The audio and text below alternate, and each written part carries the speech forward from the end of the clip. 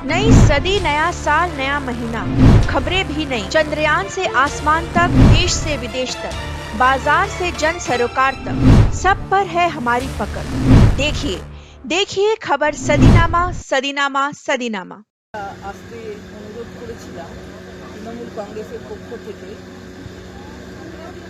সেটা অত্যন্ত দুঃখজনক ঘটনা, কারণ এই বাংলা সংস্কৃতির বাংলা, এই বাংলা ঐতিহ্যের বাংলা। আজকে আমরা যে ভাষা শুনলাম, অভিজিৎ গঙ্গোপাধ্যায় হলদিয়া লোকসভা কেন্দ্র, সে কথা বাংলার ঐতিহ্য, বাংলার সংস্কৃতিকে অপমান করে এবং মহিলাদের এর থেকে চরম অপমান আর কিছু হতে পারে না। অভিজিৎ গাঙ্গুলি তিনি বক্তব্য রাখতে গিয়ে যে ধরনের ভাষা ব্যবহার করলেন, এর চেয়ে নোংরা ভাষা কিছু হতে পারে কি না আমাদের জানা নেই। আমাদের নেত্রী, রাজ্যের মুখ্যমন্ত্রী, একবার নির্বাচিত মুখ্যমন্ত্রী নন, তিনি তিনবারের নির্বাচিত মুখ্যমন্ত্রী এবং সারা ভারতবর্ষের মধ্যে একজন মহিলা মুখ্যমন্ত্রী। সারা বাংলা তার উপর আস্থা দেখিয়েছে, বারবার আস্থা দেখিয়েছে। তাকে যেভাবে যে ভাষায় আক্রমণ করেছেন, সে ভাষার সঙ্গে এতদূর গিয়েছেন যে আমাদের মাননীয় মুখ্যমন্ত্রীর, আমার বলতেও খারাপ লাগছে, তার দর কত এই ধরনের কথা বলছেন। আমার খারাপ লাগছে বলতে। আমি এর থেকে বেশি কিছু বলবো না, আপনারা জানেন, আপনাদের কাছে সেগুলো রয়েছে। তার বক্তব্য, অর্থাৎ যিনি হলদিয়ার প্রার্থী, তার বক্তব্য রয়েছে। তিনি যে কিছুই বোঝেন না, এটা আরেকবার প্রমাণিত। আমরা রেখা পাত্র অথবা অন্য কোনো 2000 টাকার বিনিময়ে ভুল বুঝিয়ে সই করে নেওয়া হয়েছে, তাদের সম্ভ্রম নষ্ট করা হয়েছে। আমরা তাদের সম্ভ্রম নষ্ট করিনি। করেছেন কারা? 2000 টাকা কে বলেছেন? মণ্ডল সভাপতি বলেছেন। কোন দলের? ভারতীয় জনতা পার্টি। আজ অবধি ওই মোবাইলেরও প্রয়োজন আছে, 10টি মোবাইল তাদের দরকার, যার মধ্যে একটি গঙ্গাধর কয়াল নিজে রাখবেন, এরকমও বলেছেন। তো আমরা কারো সম্ভ্রম নষ্ট করার কথা বলিনি, বরঞ্চ আমরা বলেছি, আমাদের অভিযোগ হচ্ছে যে এদের ঘুঁটি বানিয়ে, মেয়েদের ঘুঁটি বানিয়ে তাদের সম্ভ্রম নষ্ট করেছে 2000 টাকার বিনিময়ে। এবং তার দীর্ঘ রাজনৈতিক জীবনের যে লড়াই, সেটা বাংলার মানুষ প্রত্যক্ষ করেছেন। উনি হয়তো জানেন না, উনি হয়তো বোঝেন না সে কথা, এবং বুঝতে চানও না। এবার আমরা যদি বলি যে আপনি নিজের দিকে একটু দেখুন না, তাহলে আপনি একজন বিচারপতি এবং সেটা এই কলকাতা হাইকোর্টের, মাননীয় কলকাতা হাইকোর্টের একজন বিচারপতি হিসাবে আপনাকে এটা বারবার করে আমরা হুঁশিয়ারি দিয়ে বলতে চাই, মেয়েদের নামে এই ধরনের কথা বলবেন না। মুখ্যমন্ত্রীর নামে, আমাদের দলের সর্বোচ্চ নেত্রীর নামে এই ধরনের কথা আপনার মুখে উচ্চারিত যেন না হয়, এটা কিন্তু আপনাকে আমরা এই আজকে বলে দিলাম। এরপরে দেখবেন হলদিয়ার মানুষ এর কি জবাব দেবে। আপনি নিজেকে সংযত করুন। নিজেকে সংযত না করলে তার কিন্তু যা হবে সেটা পরে দেখবেন, মানুষ তার জবাব দিয়ে দেবে। গণতন্ত্রের মধ্য দিয়ে মানুষ জবাব দেবে।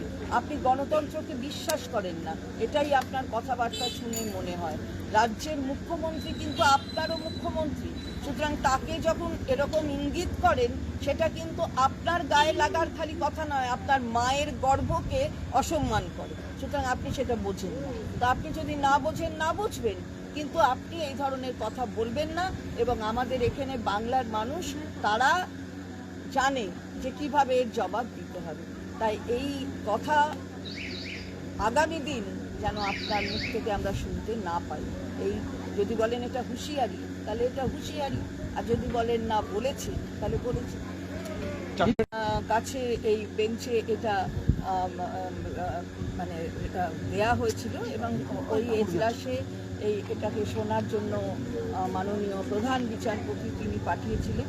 কিন্তু আমার যেটা বক্তব্য, যেটা আমি এই বিচার প্রক্রিয়া নিয়ে কিছু বলছি না, কিন্তু যেটা ওই অভিজিৎ গঙ্গোপাধ্যায় নিজেই বলেছেন যে তিনি যাদের চেনেন তার কাছে যাবেন না। তো তিনি তো কলকাতা হাইকোর্টের বিচারপতি ছিলেন, তো ওনাকে তো সব বিচারপতিরাই চেনেন, তাহলে জাস্টিস তীর্থঙ্কর ঘোষও চেনেন।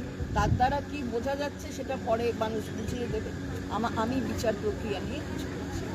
ম্যাডাম, থানায় ঢুকে এবার পুলিশ অফিসারকে দালাল বলে গালাগালি করলেন নওশাদ সিদ্দিকী, কি বলবেন? দেখুন, নওশাদ সিদ্দিকী বিধায়ক বটে, তবে বয়সে অনেক ছোট, তো এখন কী করে আপনাদের সংবাদ মাধ্যমের সামনে আসবে, কি করবে, সে বিষয়ে একটু উল্টো পথ ধরে।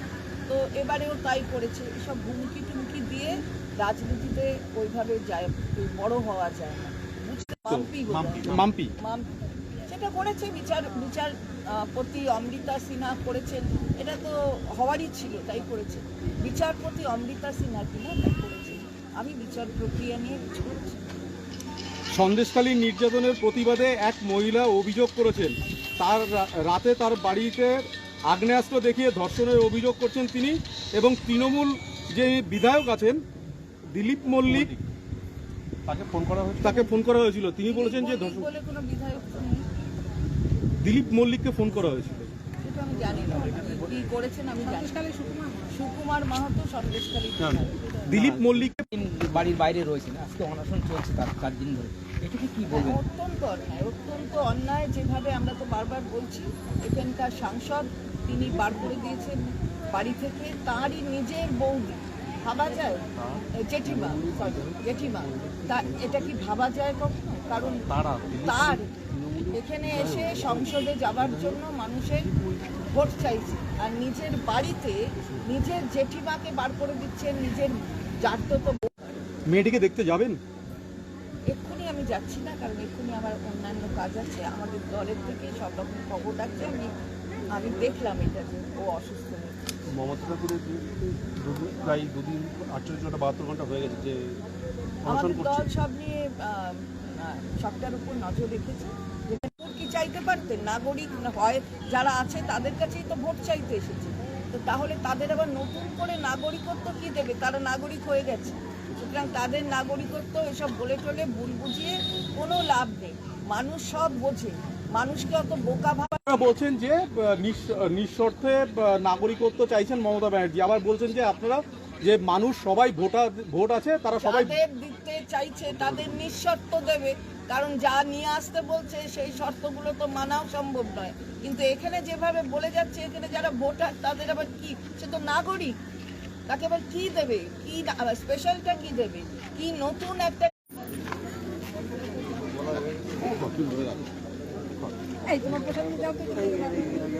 টিএমসি মানে তোলাবাজ মাফিয়ারাজ ও করাপশন নির্মূল সীতারামন প্রশ্ন করেছে।